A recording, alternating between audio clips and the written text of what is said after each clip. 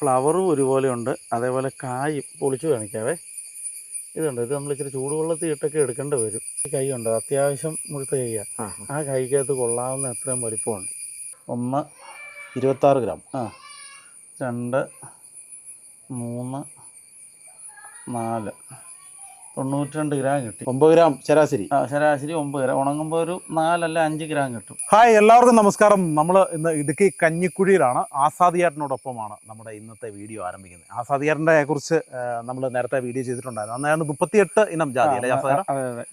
ഇന്ന് കുറച്ചുകൂടെ ഒന്ന് വർദ്ധിപ്പിച്ചിട്ടുണ്ട്, 43 ആയി. ഓക്കെ, അന്ന് 38 ഇനം ജാതിയെ കുറിച്ച് നമ്മൾ വിശദമായിട്ട് പറഞ്ഞിരുന്നു. ഓരോന്നിന്റെ ആസാദിയാറിന് അനുഭവപ്പെട്ട അനുഭവങ്ങളൊക്കെ പറഞ്ഞിരുന്നു. അപ്പോൾ അതിൽ നിന്ന് ഏറ്റവും ബെറ്റർ ആയിട്ട് നിൽക്കുന്ന ഏതാണ് ഏറ്റവും കൂടുതൽ ഈൽഡ് നൽകുന്നത്? അന്ന് കുറച്ചുകൂടി തൈജാതികളായിരുന്നു. അപ്പോൾ ആ വിശേഷങ്ങളൊക്കെ നമ്മൾ അറിയാൻ പോകുന്നു. എങ്ങനെയുണ്ട് ജാതി കർഷകരിൽ എനിക്ക് തോന്നുന്ന നല്ലൊരു അറിവുള്ള മനുഷ്യനാണ് ആസാദിയാർ. അപ്പോൾ ആസാദിയാറിനുമായിട്ടാണ് വിശേഷങ്ങളൊക്കെ പങ്കുവയ്ക്കുന്നത്. ഇതിന് മുമ്പ് വീഡിയോ കണ്ടിട്ടില്ലാത്തവർക്ക് ഇദ്ദേഹത്തെക്കുറിച്ച് ഞാനൊന്ന് പരിചയപ്പെടുത്താം. ഞാൻ പരിചയപ്പെടുന്നില്ല, പറഞ്ഞു. വീട് ഇടുക്കി ജില്ലയിലെ കഞ്ഞിക്കുഴി എന്ന് കഞ്ഞിക്കുഴി ചേലച്ചോടം എന്ന് പറഞ്ഞ സ്ഥലത്താണ്. പിന്നെ ജോലിയുണ്ട്, ഗവൺമെന്റ് ജോലിയുണ്ട്. പുള്ളിയൊന്നുമല്ല, പോലീസുകാരനാണ്. അതെ. അതിൻ്റെ ഇടയ്ക്ക് പിന്നെ കൃഷി പരിപാടിയുണ്ട്, ഏലത്തിന്റെ പരിപാടിയുണ്ട്, പിന്നെ ജാതിയിലെ കൊടിയിലെ, പിന്നെ ഇപ്പൊ പുതിയതായിട്ട് കവുങ്ങ്, പിന്നെ മാൻ ശക്തിമാൻ എന്ന് പറഞ്ഞൊരു കാപ്പീരി ഇനം ചെയ്യുന്നുണ്ട്. അങ്ങനെ കുറെ പരിപാടികളുണ്ടെന്ന് പറഞ്ഞാൽ ഞാനേ ചെറിയൊരു കാര്യത്തോടെ പറയാം കേട്ടോ. ഞാൻ ഈ ആസാദിയാറിനെ ആദ്യം വന്ന് കാണുന്ന സമയത്ത് എനിക്ക് ഭയങ്കര അത്ഭുതം തോന്നി. കാരണം ഭയങ്കര ആഗ്രഹമാണ് കൃഷിയോട്. കൃഷി എന്ന് പറയുന്ന ഒരു വല്ലാത്തൊരു വികാരമാണ്. അതിങ്ങനെ ബ്ലഡിൽ അലിഞ്ഞു നിൽക്കുക. അപ്പം എല്ലാ വിളകളും പരീക്ഷിക്കാനുള്ള ഒരു ഭയങ്കര ആഗ്രഹമുണ്ട്. അതിനൊപ്പം തന്നെ ഇതിനെക്കുറിച്ച് നന്നായിട്ട് പഠിക്കുവേ, അല്ലേ? എല്ലാ കാര്യങ്ങളും ഓരോ വളവും മരുന്നൊക്കെ ഇങ്ങനെ ഇറങ്ങുമ്പോൾ അതിനെപ്പറ്റി ഇങ്ങനെ ഇപ്പം ChatGPT ഒക്കെ നോക്കാൻ പറ്റുമല്ലോ. അതിൽ നോക്കി അതിന്റെ ഗുണം എന്താണ്, ദോഷം എന്താണ്, അത് എന്നിട്ട് മേടിച്ച് നമ്മുടെ പറമ്പിൽ പരീക്ഷിക്കും. അതിന് ശേഷം ബാക്കിയുള്ളവരോട് പറയും. ഇന്നേ വരെ ദൈവാധീനത്തിൽ ആർക്കും കുഴപ്പമൊന്നും പറ്റിയിട്ടില്ല, ആരുടെയും വിളവൊക്കെ. അതുകൊണ്ട് ആൾക്കാർ ചോദിക്കുന്നുണ്ട്. ഓക്കെ, ഇപ്പൊ കൃഷിഭൂമി മുഴുവൻ എന്താ പറയുക, സമ്മിശ്ര വിളകൾ. ജാതിക്ക് ഇടവിളയായി ഏലം, ഏലത്തിന് ഇടവിളയായി കവുങ്ങ്, പിന്നെ കൊടി, പിന്നെന്താ ഉള്ളത്, ചുറ്റുപാട് നോക്കി ചേന, കാച്ചിൽ, എല്ലാ സാധനവും ഉണ്ട്. അടിപൊളിയായിട്ട് ചെയ്യുവാണ്. മഴക്കാലമായതുകൊണ്ട് ശകലം കളയൊക്കെ കയറുന്നുണ്ടെങ്കിലും തകർത്ത് വാരിയിരിക്കുകയാണ് ആസാദിയാർ. അപ്പോൾ ആസാദിയാറിന്റെ വിശേഷങ്ങൾ നമുക്ക് അറിയണ്ടേ, എന്തൊക്കെയാണ്? ഇന്ന് ഞങ്ങൾ എന്നാ പരിചയപ്പെടുത്തി തരുന്നത്? ഇന്ന് ഞാൻ പലയിനം ജാതി ഇനങ്ങളും അതിന്റെ കൃഷി രീതികളും അതേപോലെ വളരീതിയും ഉപയോഗിക്കേണ്ട മരുന്നും എല്ലാം പറഞ്ഞുതരാം. എന്നാ ആദ്യം നമുക്ക് ഏതാ കാണിക്കാൻ പോകുന്നത്? ആദ്യമേ നമുക്ക് ആലപ്പുഴ ജാതി കാണിക്കാം. ഈ നിൽക്കുന്നത് ആലപ്പുഴ ജാതി ഇവനാണോ ഉള്ളതിൽ ഏറ്റവും ടോപ്പ്? ഏറ്റവും ടോപ്പ് ഇതല്ല, ഏറ്റവും ടോപ്പ് ഇന്തോനേഷ്യൻ ജാതിയാണ്. അതിന്റെ മുകളിൽ വേറൊരു ജാതി ഞാൻ കണ്ടിട്ടില്ല. അതിന്റെ അതിന്റെ കാവലുപ്പത്തിലാണ് കാര്യം. പക്ഷെ ഇതെന്ന് പറഞ്ഞാൽ കായും പത്രിയും അതിന്റെ ഉള്ളിലെ പിന്നെ പരിപ്പ് ഒരുപോലെ വളരുന്ന ഈ ആലപ്പുഴ ജാതി ഞാൻ കണ്ടിട്ടുണ്ട്. നമുക്ക് ആലപ്പുഴ ജാതിയിലേക്ക് ഒന്ന് പോയാലോ? അപ്പൊ നമുക്ക് നേരെ വീഡിയോയിലേക്ക് പോവാം. ആലപ്പുഴ ജാതിയിൽ നിന്ന് ആരംഭിക്കാം. ഓക്കെ, അതെ. നമ്മളിന്ന് പരിചയപ്പെടുത്താൻ പോകുന്ന ഇവനെയാണോ? ഇതാണ് ആലപ്പുഴ ജാതി. ആലപ്പുഴ ജാതി. ആലപ്പുഴ ജാതി എന്ന് പറഞ്ഞാൽ ഇത് മാവേലിക്കര. ഇത് ആസാദ് ജാതിയാണോ? ആസാദ് കണ്ടെത്തിയ ജാതിയാണോ? ഞാന് കണ്ടെത്തി, വേറെ ആരോ കണ്ടെത്തിയതാ. പക്ഷേ ഇത് എന്റെ ഒരു സഹോദരിയുടെ വീട്ടിൽ ഇരുന്ന ജാതിയാണേ. അല്ല, ഇത് നമുക്ക് മാത്രമേ ഉള്ളൂ ഇപ്പം? ഇപ്പൊ ഞാൻ കുറെ പേർക്ക് കൊടുത്തിട്ടുണ്ട്. കേരളത്തിലൊരു 10 ജില്ലയിലോളം കൊടുത്തിട്ടുണ്ട്. ഇതിപ്പോ എത്ര മാസമായത്? ഞാൻ ഇടയ്ക്ക് ഇടപെടുന്നുണ്ട്, എന്നോട് വിരോധം തോന്നുന്നു. ഇത് 5 കൊല്ലം പഴക്കമുള്ള. ഇത് ആലപ്പുഴ ജാതി മൊത്തം നമ്മുടെ കയ്യിൽ 20 ജാതിയുണ്ട്. 20 ജാതി. ഇതിന്റെ പ്രത്യേകത എന്താണെന്ന് വെച്ച് കഴിഞ്ഞാൽ, ഇന്തോനേഷ്യൻ ജാതിയാണ് ഞാൻ കണ്ടിട്ടുള്ളത് ലോകത്ത് ടോപ്പ് ജാതി. ഇത് അവിടുന്ന് ഞാൻ കൊണ്ടുവന്നപ്പോൾ ഞാൻ തൂക്കിയപ്പോൾ 40 ഗ്രാമിന് മുകളിലുണ്ടായിരുന്നു ഈ ഒരു ജാതി. ഇതിന്റെ കായും അന്ന് ആ ജാതി എന്ന് പറയുന്നത് ഒരു 50 അടി എടുത്ത് പൊക്കമുള്ളൊരു ജാതിയായിരുന്നു കണ്ടിട്ടുള്ളതിൽ. പക്ഷെ ഈ ജാതിയുടെ പ്രത്യേകത എന്താണെന്ന് വെച്ച് കഴിഞ്ഞാൽ, ഇത് കണ്ടോ, അതിന്റെ ഫ്ലവർ ഫുള്ള് പൊതിഞ്ഞിരിക്കുന്നത്. ഇത് കണ്ടോ, ഫ്ലവറും ഒരുപോലെ ഉണ്ട്, അതേപോലെ കായും പൊളിച്ച് കാണിക്കാവേ. ഇതുണ്ട്, ഇത് നമ്മൾ ഇച്ചിരി ചൂടുവെള്ളത്തിൽ ഇട്ടൊക്കെ എടുക്കേണ്ടി വരും. ഇതുണ്ട്, ഒരു കായെന്ന് പറഞ്ഞാൽ എൻ്റെ ഈ കൈ ഉണ്ട്, അത്യാവശ്യം മുഴുത്ത കൈയാണ്. ആ കൈക്കകത്ത് കൊള്ളാവുന്ന എത്രയും വലിപ്പമുണ്ട്. അതാണ് ഇതിൻ്റെ പ്രത്യേകത. ഇതിൻ്റെ പരിപ്പും വലുതാണ്. ഇത് 100% മൂപ്പ് എത്തി കഴിയുമ്പോഴത്തേക്കുണ്ട്. ഇത് 100% മൂപ്പ് എത്തിയ സാധനമാണ്. ഇത് ഉണങ്ങുമ്പോൾ ഇങ്ങനെ ഇരിക്കും. എൻ്റെ ഫ്ലവർ ഉണങ്ങി ഇതുപോലെ തന്നെ ഇരിക്കും. അത് കാണിച്ചു തരാൻ പറ്റുമോ? ഉണങ്ങിയതോ? ഉണങ്ങി കാണിക്കാൻ നമുക്ക് അവിടെ ഉണങ്ങിയിരിപ്പുണ്ട്. ഇതിന്റെ തൂക്കമാണെന്ന് പറഞ്ഞു. ഇതിന്റെ തൂക്കം ഒരു 3 to 6 ഗ്രാം കിട്ടും ഒരു പത്രി ഉണങ്ങിയത്. ഇതിന്റെ ഒരു 15 to 25 ഗ്രാം ഉണങ്ങിയതും കിട്ടും. അത് നല്ല തൂക്കമല്ലേ? നല്ല തൂക്കമാണ്. ഇത് പിടിച്ചു നോക്കുമ്പോൾ തന്നെ നമുക്കൊരു വെയിറ്റ് തോന്നും. ചില ജാതിക്ക് നമ്മൾ എന്തോരം പിടിച്ചു നോക്കിയാലും വെയിറ്റ് തോന്നിയാൽ ട്രീ പോലാണ് ഇത് നമുക്ക് ഈ സാധാരണ ജാതിയൊക്കെ ഈ ഇന്തോനേഷ്യൻ ജാതിയാണ് 40 അടി അകലത്തിൽ വെക്കണമെന്ന് ഞാൻ പറയുന്നത്. കാരണം അതിൻ്റെ ഏരം ഇപ്പം തന്നെ 13 കൊല്ലമായപ്പോൾ തന്നെ 18 അടി അകലത്തോളമായി. ഇതിൻ്റെ എന്ന് പറഞ്ഞാൽ ഇതുണ്ട്, ഇതിൻ്റെ അടിഭാഗം വേറൊരു ജാതിയാണേ. ഇതിൻ്റെ മോൾ ഭാഗം ഇതുണ്ട്, നേരെ മുകളിലോട്ടാണ്. 20 അടി മതി. 20 അടി എന്ന് പറഞ്ഞാൽ ഇത് നമുക്ക് ഒറ്റ പറിക്കലിന് 100, 120 കാ വരെ കിട്ടുന്നുണ്ട്. ഈ ജാതി എന്നല്ല, ആലപ്പുഴ ജാതിയിൽ വേറെ കായ്ക്കുന്നുണ്ട്. ഇത് നമ്മൾ കമ്പെടുക്കാൻ വേണ്ടിയിട്ട് കുറച്ചെണ്ണം നിർത്തിയേക്കുന്നത്. അപ്പോൾ ഇതേ 2 കമ്പുണ്ടാകുമ്പോൾ 2 എടുത്ത് ഇപ്പോൾ ഏകദേശം ഒരു 1500ഓളം തൈ എൻ്റെ ഈ സ്റ്റോക്കുണ്ട്, 5 തട്ടായത്. അപ്പോൾ അത് ആവശ്യക്കാർക്ക് കൊടുക്കുന്നുണ്ട് കേട്ടോ. അപ്പോൾ ഞാൻ ഇതിൻ്റെ ഈ ഒരു കായ് ഇപ്പോൾ കാണിച്ചു തന്നല്ലോ, വേറെ ഒരു കായ് കൂടെ വേണേൽ പറിച്ച് കാണിക്കാം. മുകളിൽ ഒരെണ്ണം കൂടെ വിടർന്ന് നിൽപ്പുണ്ട്. എവിടെ ചെന്നാലും നമ്മൾ ഒരാളുടെ പറമ്പിലൊരു 50 ജാതിയുണ്ട്, ഒരു 20 എണ്ണത്തിൻ്റെയും ചോട്ടിൽ നിന്ന് എടുക്കാൻ പോകണം. അതെന്നാണെന്നറിയാം, ചിലർ വീഡിയോ എടുക്കുമ്പോൾ ഒരു ജാതി ചോട്ടിൽ നിന്ന് ആ ജാതി അങ്ങനെ എങ്ങനെയാണെന്നൊക്കെ പറയും. ഇത് കണ്ടോ, ഇത് നമ്മൾ ആദ്യമേ പറിച്ച് 2ാമത് പറിച്ചതിൻ്റെ വലിപ്പം കണ്ടോ, അതിലും തൂക്കം തോന്നും. അതായത് നമ്മൾ ഈ പിച്ചളപ്പാത്രം കൈ പിടിക്കുന്ന പോലെ, അതും അലുമിനിയം പാത്രം പിടിക്കുന്ന തമ്മിൽ വ്യത്യാസമുണ്ട്. ഇതുണ്ട്, ഇത് രണ്ടും പിടിച്ചപ്പോൾ തന്നെ എൻ്റെ കൈ നിറഞ്ഞു. ഇത് 40 എണ്ണത്തിന് കിട്ടും. 40 എണ്ണത്തിന് കിട്ടും. ഇത് പച്ചയ്ക്ക് ഉണങ്ങിയാൽ നമുക്കൊരു 50 to 60 എണ്ണം വേണം. ഇത് നമ്മുടെ ഇന്തോനേഷ്യൻ ജാതിയിൽ ഞാൻ കമ്പെടുക്കുന്ന ജാതിയാണേ. അപ്പം അത് കിട്ടിയ കാര്യം ഞാൻ പലതവണ പറഞ്ഞിട്ടുണ്ട്. എന്നാലും ഞാൻ ഒന്നുകൂടെ ചുരുക്കി പറയാം. നമ്മുടെ ഒരു കൂട്ടുകാരൻ കൊണ്ടുതന്ന ജാതിയാണ്. ഇന്ന് ഈ കേരളത്തിലെ ഏറ്റവും വലിപ്പമുള്ള ജാതിക്ക ഞാൻ കണ്ടിട്ടുള്ളതിൽ ഇതാ. ഈ പറഞ്ഞ ആലപ്പുഴ ജാതി ഇതിൻ്റെ ഒപ്പം വരികയില്ല. പക്ഷേ ഇതിനൊരു ന്യൂനത ഉള്ളതെന്നാന്ന് വെച്ചാൽ ഇതിൻ്റെ പരിപ്പ് ചുരുങ്ങിയിരിക്കും ചില സമയത്ത്. അത് ഇതിൻ്റെ ഒരു ന്യൂനതയാണ്. നമ്മൾ ഗുണവും ദോഷവും ഒരുമിച്ച് പറയണമല്ലോ. അതായത് ഈ ഗുണം എന്ന് പറഞ്ഞാൽ ഇത് തൊണ്ടോടെ ഇതൊരു 30 അല്ലെ 25 കായ്ക്ക് 1 കിലോ കിട്ടും. 25 പച്ചക്കായ്ക്ക് കേട്ടോ, ഉണക്കിക്കല്ല, പച്ചയ്ക്ക്. പക്ഷേ അതിൻ്റെ ഒരു കുഴപ്പം എന്നാന്ന് ചോദിച്ചു കഴിഞ്ഞാൽ ഇത് ഉണങ്ങിക്കഴിയുമ്പം ഇങ്ങനെ അകം ചൊള്ളിച്ചിരിക്കും. അപ്പോൾ ഒരു 50 to 60 കായ്ക്ക് 1 കിലോ കിട്ടും. ഇത് ഒരു കാരണവശാലും പൊട്ടിച്ചു കൊടുക്കരുത്.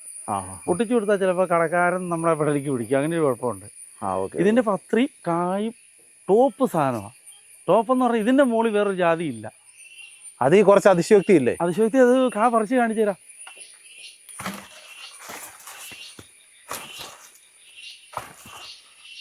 ഇതാണ് ഇന്തോനേഷ്യൻ ജാതിയുടെ കായും പത്രി. ഇതിപ്പോൾ നമ്മൾ കണ്ട ആലപ്പുഴ ജാതിയെ കഴിഞ്ഞ് ചെറുതല്ലേ? ചെറുതല്ല, ഇത് വലുതായിട്ടാ. ഇതുണ്ട് തൂക്ക്, ഇതുണ്ട് ഇത്രയും വലിപ്പമുണ്ട്. അതായത് അത് രണ്ടും നമുക്കൊന്ന് വെച്ച് നോക്കാവേ. സെയിം ആണെന്ന് വേണമെങ്കിൽ പറയാം അല്ലേ? 2 ഒരേപോലെ ഉണ്ടെന്ന് എനിക്ക് തോന്നുന്നു. പക്ഷേ ഇതാ ഇച്ചിരി വലിപ്പം കൂടുതൽ. ഇതാ അത് തൂക്കി നോക്കാം അല്ലേ? ഇത് ഇന്തോനേഷ്യൻ്റെ നമ്മളൊരു 4 കായ എടുത്ത് തൂക്കുവാണേ. 1 26 ഗ്രാം, 2, 3, 4 92 ഗ്രാം കിട്ടി. ഇനി ഈ ആലപ്പുഴ ജാതിയുടെ തൂക്കാം കേട്ടോ. 1, 45, 94. 94. അപ്പോൾ ആലപ്പുഴ സെയിമാ, ഏകദേശം സെയിമാ. ഇന്തോനേഷ്യൻ ജാതിയുടെ കായയുടെ അകത്ത് ചെറിയ ചുളിവ് കാണും. ഇതിനാ പ്രശ്നമില്ല. പിന്നെ അതിൻ്റെ പത്രിയും വേണമെന്ന് നോക്കാം.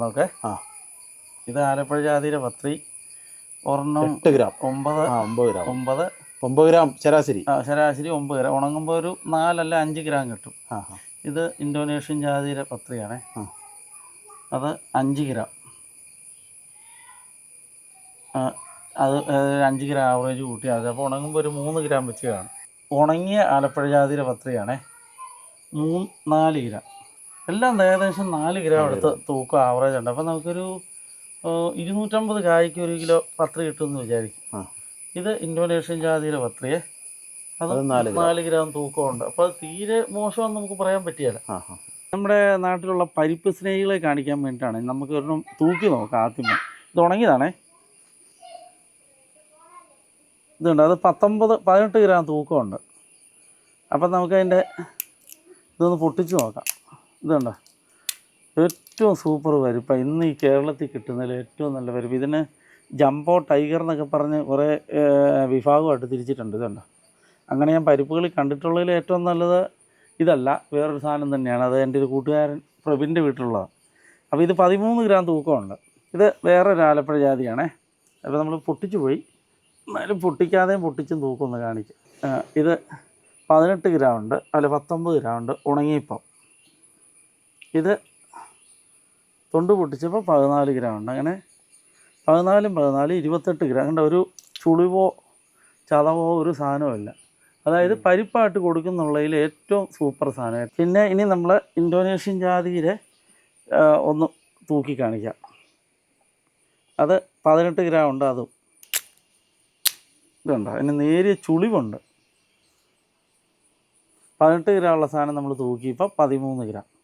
അപ്പോൾ പരിപ്പിലും നല്ലത് ആലപ്പുഴ ജാതിയാന്ന് വേണം നമുക്ക് പറയാം. നമ്മുടെ ജാതി ഇപ്പം ഈ വീഡിയോയിൽ കാണുന്ന പോലെ തെളിഞ്ഞ് നിൽക്കണം. തെളിഞ്ഞ് നിൽക്കുമ്പോൾ കണ്ട് അതിന് ഇലയുടെ ഒപ്പം തന്നെ അതേ കായുണ്ട്. അതിന് നന്നായിട്ട് കായ്ക്കും. ഇപ്പം നന്നായിട്ട് കായ്ക്കും. അതായത് കാറ്റും വെളിച്ചവും എൻ്റെ അടുത്ത് കയറണം. ഇനി നമ്മൾ പ്രൂണിങ് ചെയ്യണം, ഉറപ്പായിട്ട് ചെയ്യണം. പ്രൂണിങ് ചെയ്തതിൻ്റെ കമ്പായിട്ട് ചോട്ടി കിടക്കുന്നത്. അപ്പം നമ്മൾ ഇതിൻ്റെ അടുത്ത് കാറ്റും വെളിച്ചവും കയറിയിട്ട് ഇപ്പം ഇതിന് രാസവളം കൊടുക്കുന്ന സമയമാണ്. അതായത് ഇപ്പം വെള്ളം ആവശ്യത്തിന് കിട്ടി. ഇത്രയും നാളും വെള്ളത്തിന് വേണ്ടിയിട്ട് ഈ മരം ഇങ്ങനെ ദാഹിക്കുമായിരുന്നു. ഇപ്പം ഇതിന് വെള്ളം കിട്ടി. ഇപ്പം നമ്മൾ ഇതിന് ഫാക്ടംബോസും പൊട്ടാഷ്യം മഗ്നീഷ്യം സൾഫേറ്റും 1.1/2 എന്ന തോതിൽ ഇതിൻ്റെ ചോട്ടി കൊടുക്കണം. അപ്പോൾ അതാണ് മഴക്കാലത്ത് ചെയ്യേണ്ട വളം. അതാണ് മഴക്കാലത്ത് ചെയ്യേണ്ട വളം. സെപ്റ്റംബർ മാസമൊക്കെ ഫാക്ടംബോസ് കൊടുക്കുമ്പോൾ അഴുകൽ പിടിക്കും. ഇല്ല, അത് ഏലത്തിന് അഴുകൽ പിടിക്കുള്ളൂ. അത് നൈട്രജൻ കൂടുന്നതുകൊണ്ടാണ് സാധാരണ അഴുകൽ വരുന്നത്. ജാതി എന്ന് പറഞ്ഞൊരു വൃക്ഷമാണ്. വൃക്ഷത്തിന് അഴുകളൊന്നും വരികയില്ല. ഈ പാട് കണ്ടോ? ഈ പാട് നമ്മൾ വളമിട്ടിട്ട് ഇത് കളയണം. ഇത് ഓരോ ന്യൂട്രിയൻസിന്റെ കുറവാണ്. ഇതുണ്ടോ? ഇത് ഫംഗസ്? അല്ലല്ല, ഇത് ഒരു സൈസ് പായലായത്. ഇത് കണ്ടോ? ഈ ജാതിക്ക് ഇപ്പം വണ്ണം വെക്കുമ്പോൾ കണ്ടോ അത് മാറി വരുന്നുണ്ട്. നമ്മുടെ ജാതിക്ക് വളം ഉണ്ടോ ഇല്ലയോ എന്നറിയാൻ വേണ്ടിയിട്ട്, ഇല്ല ചെടിക്ക് വളം ഉണ്ടോ ഇല്ലയോ എന്നറിയാം. ഇത് മാത്രം വെറുതെ ഒന്ന് നോക്കുമ്പോൾ തന്നെ അറിയാം. ഇതിന് എന്തിന്റെ കുറവ് ഇപ്പോൾ ഉള്ളത്? ഇപ്പം ഇതിന് നൈട്രജന്റെ കുറവ് ഭയങ്കരമായിട്ടും ഉണ്ട്. അതുകൊണ്ടാണ് ഇങ്ങനെ വെള്ളം വരുന്നത്. നൈട്രജന്റെ കുറവുണ്ട്, മഗ്നീഷ്യത്തിന്റെ കുറവുണ്ട്, പൊട്ടാഷ്യന്റെ കുറവുണ്ട്. അതെങ്ങനെയാ മനസ്സിലായി?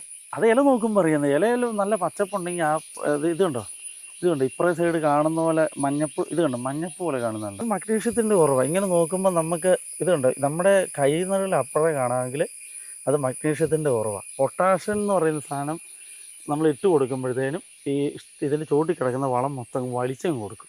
ഇതിന് രണ്ടിൻ്റെയും കുറവുണ്ട്. അത് ഉടനെ ചെയ്യാനുള്ള സാധനമാണ്. അപ്പം പൊട്ടാഷ്യം ഇഷ്ടം പോലെ ഈ ജാതിക്ക് ഇട്ട് കൊടുക്കുക. ജാതിയുടെ വലിപ്പം നോക്കി അങ്ങനെ നോക്കുമ്പോൾ നമുക്ക് ഇലക്കഴിഞ്ഞും കൂടുതൽ കായ ഉണ്ടാവും. ജാതിയുടെ മോൾ ഭാഗത്തോട്ട് നോക്കുമ്പോൾ ഇതുണ്ടോ, ഇപ്പം എനിക്ക് ഇങ്ങനെ ഒറ്റ നോട്ടം നോക്കുമ്പോൾ ഈ ജാതിയിൽ എവിടെയെല്ലാം കാ പൊട്ടി നിൽപ്പുണ്ടെന്ന് നമുക്ക് കൃത്യമായിട്ട് കാണാൻ പറ്റും. ഇതുപോലെ ജാതിയുടെ കമ്പി ഇങ്ങനെ ഇതുണ്ട്, ഈ വെട്ടുന്ന പ്രത്യേകം നോക്കണേ. ഇതുണ്ട്, ഇങ്ങനെ മുകളിലോട്ട് ഒറ്റ വെട്ടി അങ്ങ് പോകണം. ഇത് കമ്പ് പൊട്ടരുത്. ഇതിൻ്റെ ചോട്ടി കണ്ടോ ചാണകപ്പൊടി, മുട്ടത്തൊണ്ട്, കുമ്മായം എല്ലാം ഇട്ടേക്കുവാ. അതിപ്പോൾ അതിൻ്റെ സീസണാണ്. അതെ. മുട്ടത്തൊണ്ട് ഇപ്പോൾ ഇടുന്നുണ്ടല്ലോ ഗുണമാണ്. മുട്ടത്തൊണ്ട് ഇടുന്ന നമുക്ക് കാൽസ്യം, ഫോസ്ഫറസ്, അതേപോലെ പ്രോട്ടീൻ, എല്ലാ സാധനവും ചെടിയേക്ക് കിട്ടും.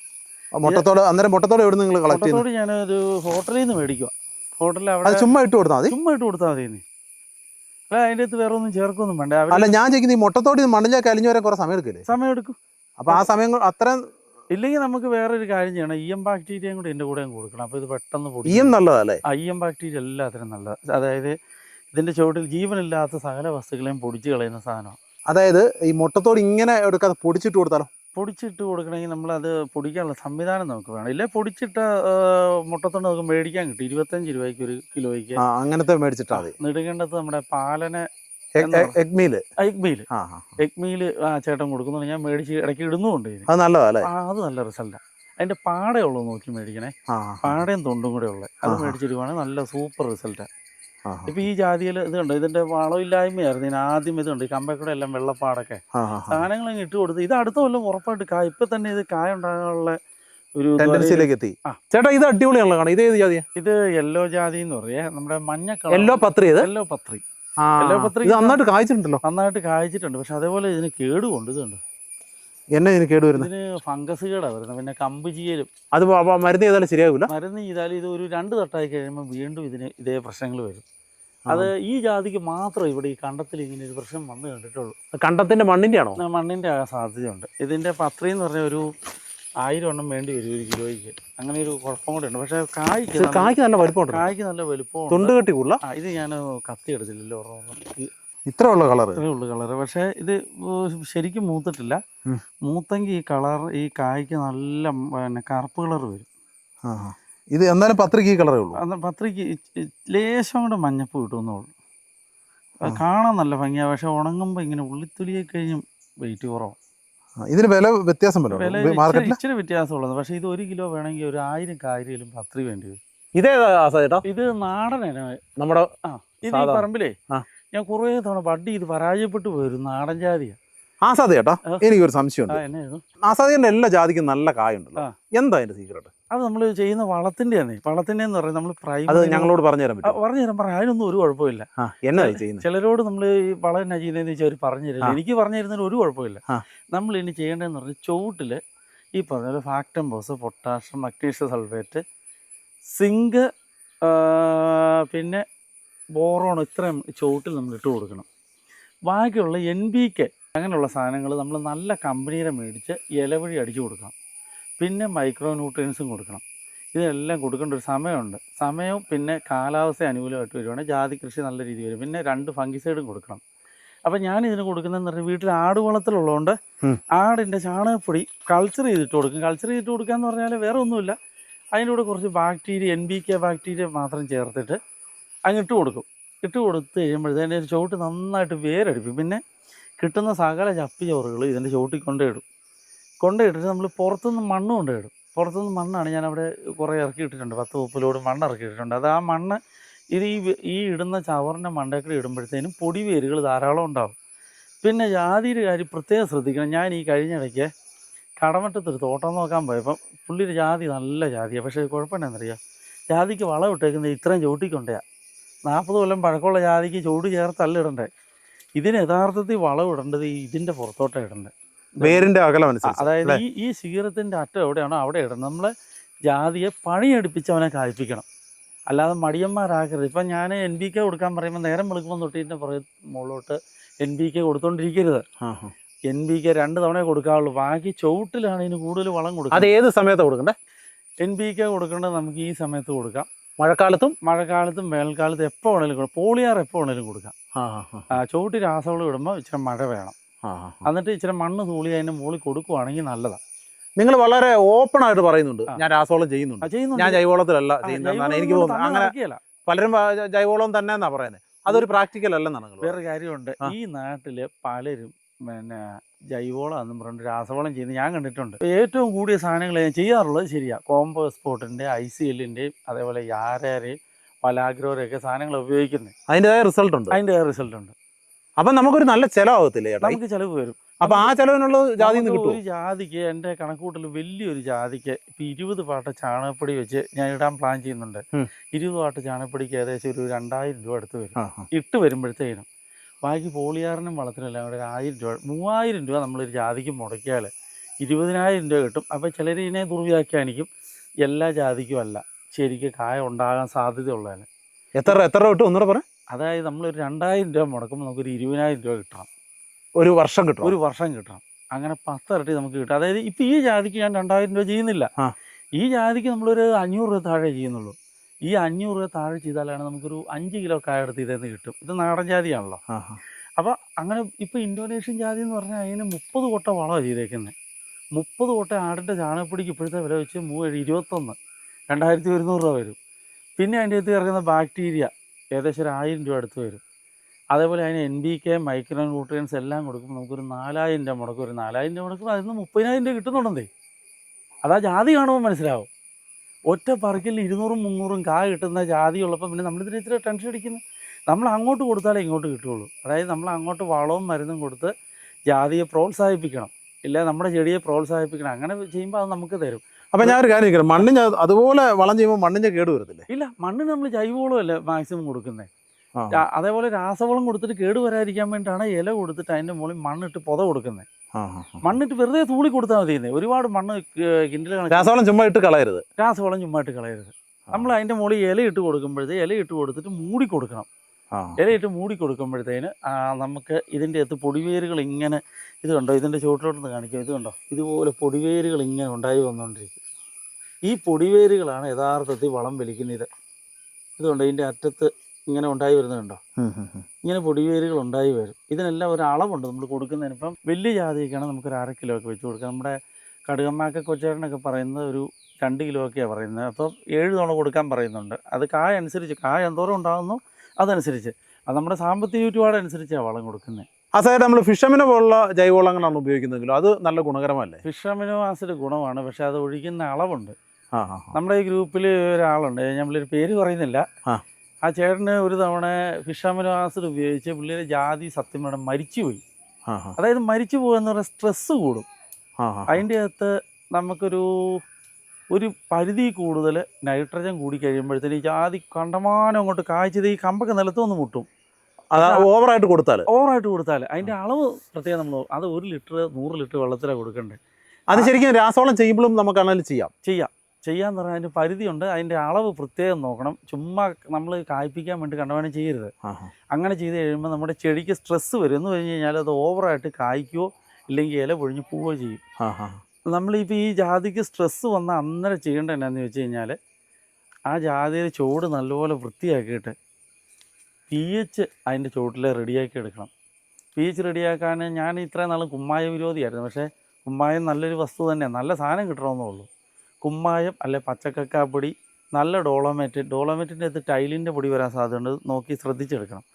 അപ്പോൾ ഇത്രയിട്ട് അതിൻ്റെ ചുവട്ടിലെ pH നോർമലാക്കിയിട്ട് നമ്മൾ മഗ്നീഷ്യം സൾഫേറ്റ്, അതേപോലെ പൊട്ടാഷ്, റോക്ക് ഫോസ്ഫേറ്റ് ഇത്ര സാധനം ഇട്ട് കഴിയുമ്പോഴത്തേനും ഇതിൻ്റെ ചുവട്ടിൽ നിന്ന് വേര് ഇതിൻ്റെ യഥാർത്ഥത്തിൽ നമ്മൾ വിഷമിനോ മണ്ടലല്ലേ കൊടുക്കുന്നത്.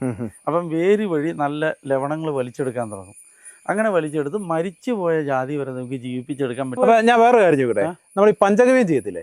പഞ്ചഗവ്യം എങ്ങനെയുണ്ട്? പഞ്ചഗവ്യം കുഴപ്പമില്ല, പക്ഷേ ചെയ്യേണ്ടതെന്ന് പറഞ്ഞാൽ അത് ജാതിക്ക് അധികം വലിയ ആരും ചെയ്യാമെന്ന് കണ്ടിട്ടില്ല. പഞ്ചഗവ്യം അത്ര ഗുണമല്ല, ഞാൻ ചെയ്തിട്ടില്ല. പക്ഷെ കൊടിക്കൊക്കെ നല്ലതാണ്. ഏലത്തിനും നല്ലതാണ്. പഞ്ചഗവ്യം നല്ലതാണ് ഏലത്തിന്. പക്ഷേ വേനൽക്കാലത്താണ് കൊടുക്കാവുള്ളൂ. മഴക്കാലത്ത് കൊടുത്ത് ഏലം മുഴുവൻ അഴുകിപ്പോവും. ഈ വാമ നല്ല വാമ വേറെ ഉണ്ടാകാൻ വേണ്ടി വാമ എപ്പോൾ വേണേലും കൊടുക്കാം. അതായത് 100 ഗ്രാം 2000 ലിറ്റർ വെള്ളത്തിൽ കലക്കാൻ കൊടുത്താൽ നല്ല വേറുണ്ടാവും. അത് ഏലത്തിന് ഇതൊക്കെ കൊടുത്താൽ എങ്ങനെ ഉണ്ടാവും? ഏലത്തിന് ഫിഷ് അമിനോ കൊടുത്താൽ നല്ല അത് നല്ല കൊടും വെയിലത്തെ കൊടുക്കാവുള്ളൂ. നല്ല ഈൽഡ് ഉണ്ടാവും. നല്ല ഈൽഡ് ഉണ്ടാവും. എന്നാലും കൊടുക്കുന്നത് വളരെ സൂക്ഷിച്ചാണ്. അത് കൊടുക്കുമ്പോൾ അതിൻ്റെ അളവ് കൂടിയെങ്ങാനും പോയി കഴിഞ്ഞാൽ ചിലർ 1 ലിറ്റർ 10 ലിറ്ററിലൊക്കെ കലക്കി ഒഴിക്കാൻ പറയും. ഒരു കാരണവശാലും ഒഴിച്ചേക്കരുത്, അത് പോകും. EM കുഴപ്പമില്ല. EM എന്ന് പറഞ്ഞു കഴിഞ്ഞാൽ നമ്മുടെ ചുവട്ടിലുള്ള സകല ഈ ജീവനില്ലാത്ത വസ്തുക്കളെ അലിയിപ്പിച്ച് മണ്ണിലോട്ട് ചേർക്കുന്നു എന്ന് മാത്രമേ ഉള്ളൂ. EM വേസ്റ്റ് റീകമ്പോസറും ഒക്കെ നല്ലതാണ്. അത് നമ്മൾ ഒഴിച്ചു കൊടുക്കുന്നത് നല്ലതാണ്.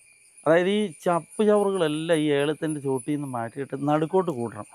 നടുക്കോട്ട് കൂട്ടിയിട്ട് അതിൻ്റെ മണ്ട ഒഴിച്ചു കൊടുത്താൽ മതി. അവിടെ ഇഷ്ടം പോലെ പൊടിവേരടിക്കും. അത് ഇതിനും അതുപോലെ തന്നെ ജാതിക്കും നല്ല ഗുണകരമാണ്. പറമ്പിൽ ഈ കൊല്ലം ഏറ്റവും മോശം കായുള്ള ജാതിയാണ് ഇപ്പോൾ ഈ കാണിച്ചേക്കുന്നത്. ഇതുണ്ട് വലകെട്ടിയിലെ അറിയാനുള്ള ഇതാണ്. ഇതുണ്ട് വല പോലെ ഇതുണ്ട്. ഇതിൻ്റെ അകത്ത് പ്രാണിയുണ്ട്. ഇതുണ്ട് ചത്തുപോയതാണ്. ഇതിന് കൊടുക്കേണ്ട മരുന്നെന്ന് പറഞ്ഞാൽ ടാറ്റ സബ്മിറ്റോ ഡെലിഗേറ്റോ കൊടുക്കണ്ടേ.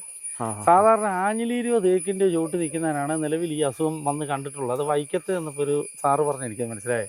പക്ഷെ നമ്മുടെ ഇവിടെ ഇത് ഒന്നും നിൽക്കാതെ കണ്ടോ വരുന്നത്. ഇത് ഒരു സൈസ് പ്രാണി വരുത്തുന്ന ഈ പ്രാണി ഇലയുടെ അടിയിലോട്ട് കയറിയിട്ട് ഇത് ഇങ്ങനെയുള്ള ഇതിൻ്റെ അടിയിലോട്ടും കയറിയിട്ടേ ഇതിൻ്റെ നീര് മൊത്തം ഊറ്റി കുടിക്കുവാണ്. അതോടെ ഇതിന് ഇപ്പം യഥാർത്ഥത്തിൽ എല്ലാ വസ്തുവിൻ്റെയും ആഹാരം ഉൽപ്പാദിപ്പിക്കുന്ന ഇതിൻ്റെ അകത്താണ്. അപ്പം ഇതിൻ്റെ അകത്ത് കയറി ഇത് ഉണ്ടാക്കുന്ന മുഴുവൻ അത് കുടിച്ചു കഴിഞ്ഞാൽ ഇത് ഉണ്ടായില്ല. അപ്പോൾ ഇതിന് കൊടുക്കേണ്ട മരുന്നാണ് ടാറ്റ സബ്മിറ്റ് അല്ലെങ്കിൽ ഡെലിഗേറ്റ്. വില ഇച്ചിരി കൂടുതലാണ്. അത് 60 ml 200 ലിറ്റർ കലക്കി ജാതി മൊത്തം കുളിപ്പിച്ചങ്ങ് കൊടുക്കണം. എന്നിട്ട് ഈ പ്രാണി മൊത്തം ചത്തു പോയിക്കോളും. ഒരു തവണ കൊടുത്താൽ അതാണ് ജാതിക്ക് മെയിനായിട്ട് 2 അസുഖങ്ങളാണ് വരുള്ളൂ. ഒന്ന് കമ്പിചീയൽ ഞാൻ കൊടുക്കുന്ന റാപ്പപ്പം എന്ന് പറഞ്ഞിട്ട് വീര്യം കുറഞ്ഞതാണ്. പിന്നെ വീര്യം കൂടുതൽ ഏറ്റവും കൂടുതൽ കൊടുക്കുകയാണെങ്കിൽ നമ്മൾ മറ്റേ ഇത് കൊടുക്കണം, തൈഫോണൽ മീതേറ്റ് 70%. ഇല്ലെ സാഫ് കൊടുക്കാം, ബാവസ്റ്റിങ് കൊടുക്കാം, എന്ത് വേണമെങ്കിലും കൊടുക്കാം. ഏറ്റവും എഫക്റ്റ് ഉള്ളത് തൈഫോണൽ മീതേറ്റ്. അത് കൊടുത്താൽ നമ്മൾ ഫംഗസ് കൊണ്ട് മരിച്ചു പോയ ജാതി വരെ റെഡിയായി വരും.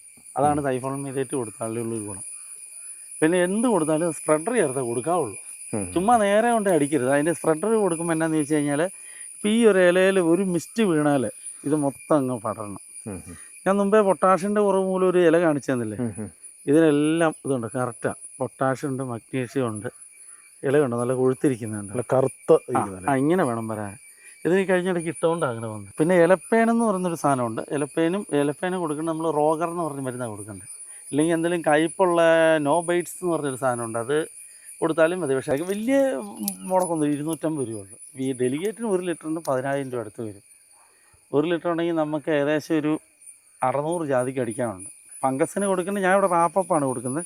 റാപ്പപ്പ് കൊടുക്കുമ്പോൾ ഒരു ഗുണം എന്നാന്ന് വെച്ച് കഴിഞ്ഞാൽ ഇതിൻ്റെ പത്രി അഴുകിപ്പോയില്ല. ചിമ്രിച്ചെന്ന് പറഞ്ഞ ഇത് കൊടുക്കുകയാണെങ്കിൽ ഇലവളമാണ്. ഇലവളം കൊടുക്കുമ്പോൾ നന്നായിട്ട് ഇല കൊഴുത്ത് ഇങ്ങോട്ട് വരും. അതനുസരിച്ച് ഇതുണ്ട്, ഇതുപോലെ പൂക്കളും ഉണ്ടാവും. എല്ലാ കമ്പയിലും പൂവുണ്ടാവും. ഇത് മിനിമത്തിൽ കൂടുതൽ നമ്മൾ പൂ നിർത്തരുത്. അങ്ങനെ പൂ നിർത്താൻ വേണ്ടി നമ്മൾ കൊടുക്കുന്നതാണ് ബഡ് ബിൽഡർ എന്ന് പറഞ്ഞ വളം കൊടുക്കുന്നുണ്ട്. അതേപോലെ ഫെർട്ടിലിംഗ് കോമ്പി കൊടുക്കുന്നുണ്ട്. അതെല്ലാം മൈക്രോ ന്യൂട്രിയൻസാണ്. പിന്നെ ICLൻ്റെ NPK കൊടുക്കുന്നുണ്ട്. ഇത്ര സാധനങ്ങളാണ് ജാതിക്ക് മെയിനായിട്ട് കൊടുക്കുന്നത്. ഇത് ജാതിക്ക് കൊടുക്കുന്നതിൻ്റെ കൂടെ ചുമ്മാ ഏലത്തിനും കൊടുക്കുന്നു. ബാക്കി ഇത് കണ്ടോ സൈഗോൺ എന്ന് പറഞ്ഞ കവുങ്ങ, ഇതിനും എല്ലാം ഇങ്ങനെ ഇച്ചിരി അങ്ങ് അടിച്ചു കൊടുക്കും. ഈ ജാതിക്ക് കൊടുക്കുന്നതിൻ്റെ കൂടെ വെറുതെ അതിൻ്റെ ചുവട്ടിലൊന്ന് വീശി വിടുന്നു. അപ്പോൾ അതനുസരിച്ച് മാറ്റമുണ്ട്. ഇതുകൊണ്ട് ഇപ്പോൾ ഇത് തടിയാകാൻ തുടങ്ങി. വാഴ നനയുന്നതോടെ ചീര. അത് തന്നെ ആ പരിപാടിയാണ്. ഇനിയിപ്പോൾ ഇതിൻ്റെ ചുവട്ടിൽ കൂടെ എല്ലാം ബീൻസും കൂടെ അങ്ങോട്ട് നടും. ബീൻസ് നടുമ്പോൾ നമുക്ക് അതൊരു വിളവായിട്ട് കിട്ടുമല്ലോ. നഴ്സറിയിൽ നിന്ന് തൈ മേടിച്ചുകൊണ്ട് വരും. ഇത് 2ാം വർഷ തയ്യാണ്. ഇവനെ 2 കൊല്ലം കൂട്ടി നിർത്തും. കൂടിൽ നിർത്തി കഴിയുമ്പോൾ ഇത് ഏകദേശം ഒരു ഇത്രയും പൊക്കമാവും. അപ്പോൾ ഒരു ഇവിടെ വെച്ച് അങ്ങോട്ട് ബഡ് ചെയ്യും. അങ്ങനെ ബഡ് ചെയ്യുമ്പോഴൊരു കുഴപ്പമെന്ന് വെച്ചാൽ നമുക്ക് കർഷകർക്ക് ഇത് 1ാം വർഷ തയ്യാന്ന് പറഞ്ഞ് കൊടുക്കാം. അങ്ങനെ കൊടുക്കുമ്പോൾ ഇത് കണ്ടോ, ഇതിനിപ്പോൾ എത്ര തട്ടായെന്ന് കണ്ടോ. ഇതിപ്പോൾ 1, 2, 3 തട്ടായി ഇപ്പം തന്നെ. ഈ 3 തട്ടായ ജാതി അടുത്ത കൊല്ലം ഇത് പൂവിടും. അല്ല, ചിലർ ഈ ഒരു കൊല്ലത്തിൽ താഴെയാകുന്ന ജാതിയിൽ ഗ്രാഫ്റ്റ് ബഡ് ചെയ്യുമ്പോൾ ഇപ്പോൾ ഇത്രയുള്ള ജാതി ചുവട് തൊട്ട് ഇത്ര മണ്ണമുള്ള ഗ്രാഫ്റ്റ് ചെയ്യുമ്പോൾ അതിൻ്റെ തൈയും അങ്ങനെ നിൽക്കും. അതാണ് ഈ ചിലർ ഈ തൈ കൊടുത്തു കഴിയുമ്പോൾ അതിനിങ്ങനെ പ്രശ്നങ്ങൾ പറയുന്നത്. അതേപോലെ ഒരിക്കലും പച്ചച്ചാണകം ഇട്ട് ജാതി തൈ വളർത്തരുത്. ഇതിന് കൊടുക്കേണ്ടതെന്ന് പറയുന്നത് നമ്മൾ 1 കിലോ ചാണകം 100 ലിറ്റർ കലക്കി വെച്ചിട്ട് അതിൻ്റെ തെളിയെടുത്ത് ഒഴിക്കാവുള്ളൂ. തെളിയെടുത്ത് ഒഴിക്കുമ്പോൾ എന്നാന്ന് വെച്ചാൽ അതിൻ്റെ വേരിന് കംപ്ലയിൻറ്റ് വരിക, അല്ലെങ്കിൽ വേര് കംപ്ലയിൻറ്റ് വരും. ഇത് തോട്ടമുണ്ടി എന്ന് പറയുന്നൊരു കൊടിയാണ്. ഇത് നമുക്ക് ഇപ്പോൾ 8 മാസം കഴിഞ്ഞുള്ളൂ. 8 മാസം കൊണ്ട് തിരിയിട്ട് തുടങ്ങി. സാധാരണ കൊടി കാണിക്കുമ്പോൾ എല്ലാം 1.5 കൊല്ലം അല്ല 2 കൊല്ലം കൊണ്ടൊക്കെയാണ് ഇത് കായ്ക്കുള്ളൂ. ഇതിന് കൊടുക്കേണ്ട സാധനങ്ങൾ കൃത്യമായിട്ട് കൊടുക്കുകയാണെങ്കിൽ എല്ലാ സാധനവും പെട്ടെന്ന്. ഇത് കണ്ടോ, ഇതൊരു കൂമ്പുങ്കൽ പെപ്പർ എന്ന് പറഞ്ഞൊരു കൊടിയാണ്. ഇത് 12 മാസമായതാണ്. അപ്പോൾ ഇത് കണ്ടോ, ഇതിലെ തിരിയിലെ ഇതിൻ്റെ ഈ മണിയുടെ അടുപ്പം കണ്ടോ. ഇതിന് ചെയ്യേണ്ടത് എന്നാന്ന് വെച്ച് കഴിഞ്ഞാൽ നമ്മൾ ചാണകപ്പൊടിയോ അങ്ങനെയുള്ള സാധനങ്ങൾ കൊടുത്തിട്ട് ഇതിൻ്റെ കൂടെ സ്പ്രെഡറോട് ചേർക്കണം.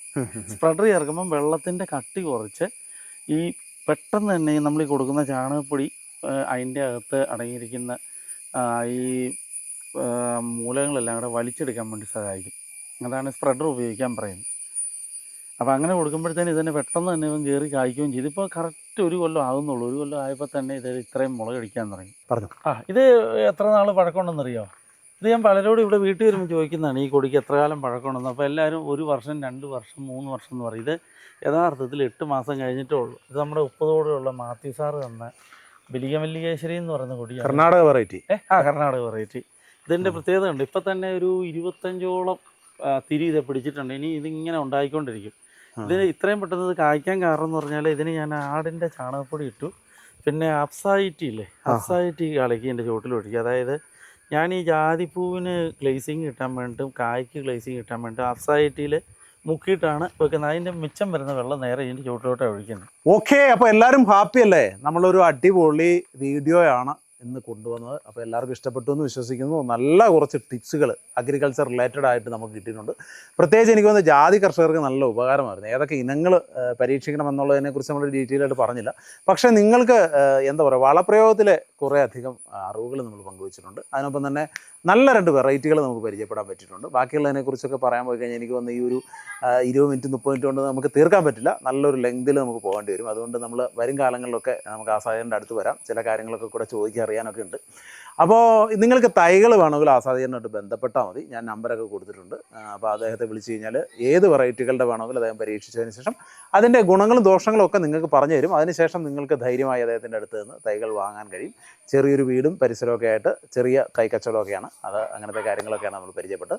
അപ്പോൾ എല്ലാവർക്കും ഈ വീഡിയോ വളരെയധികം ഇഷ്ടപ്പെട്ടു എന്ന് വിശ്വസിക്കുന്നു. ഇതുപോലുള്ള നല്ല കാഴ്ചകളൊക്കെ ആയിട്ട് വീണ്ടും കാണാമെന്ന ശുഭാപ്തി വിശ്വാസത്തോടെ തൽക്കാലം നമ്മൾ ഇടുക്കി ചേലച്ചുവട്ടിൽ നിന്ന് വിടവാങ്ങുന്നു. ഓക്കെ, ഇത് കണ്ടുകൊണ്ടിരുന്ന എല്ലാവർക്കും നന്ദി, നമസ്കാരം.